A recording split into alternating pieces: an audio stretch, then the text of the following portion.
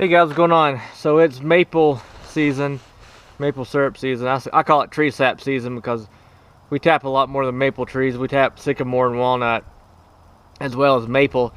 And I figured I would bring you all along the tapping process. I'll probably do a series on the tapping and then the collecting and then boiling it down and canning it. So first off, you gotta tap it. You want to tap when the weather is below freezing at night and above freezing during the day, and that kind of brings the sap up. And depending on where you get your information from, you get a 40-to-1 or a 60-to-1 sap to syrup ratio. So for every 60 gallons of sap that you collect, you'll get a gallon of syrup. And it really depends on where you're at, what trees you're tapping and all that. So I'm going to head up to the top of the garage where I store all my supplies and get them loaded up.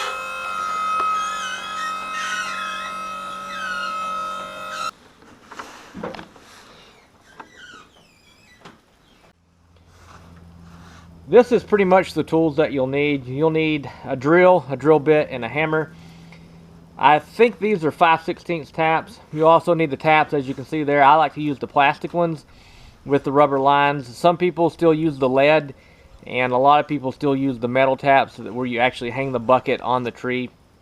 With that, most people just put like a half-gallon or 1-gallon bucket with that. To me, if you have a good producing tree, you're going to be checking that every day. So to me, with the 4 or 5 gallon, I can check it every other day, and it's not as much work.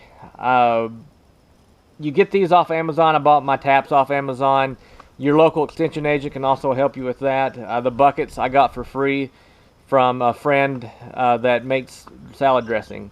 So you want to use food grade buckets, and you want to take the bucket lid and drill a hole in it to where that just the tube will fit in, and you won't get any water from the outside contaminating your sap.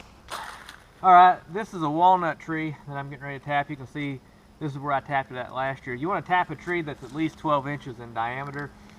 And a lot of people say tap it on the south side, on the north side, under a big limb. To me, just tap it wherever, and if it doesn't produce, you can always pull it, put another tap in. On larger trees, you can put several taps in.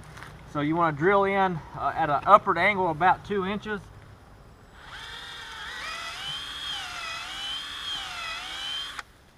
And that way your sap will flow out. And I don't know if you can't see it from the camera, but the sap's already flowing. And then you just lightly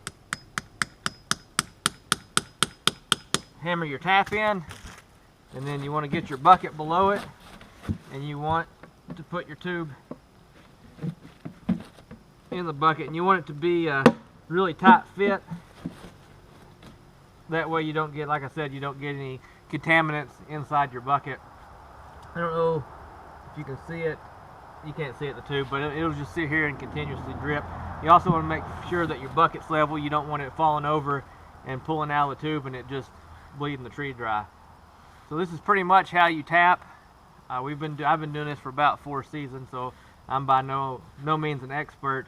I tap on this lot. I tap walnut, maple, and sycamore. There's a couple of beech trees I've tried to tap a couple times and didn't really get much out of them. The sycamore trees I have are huge. Sometimes I put 2 taps in them, but they're weird about some will produce, some won't.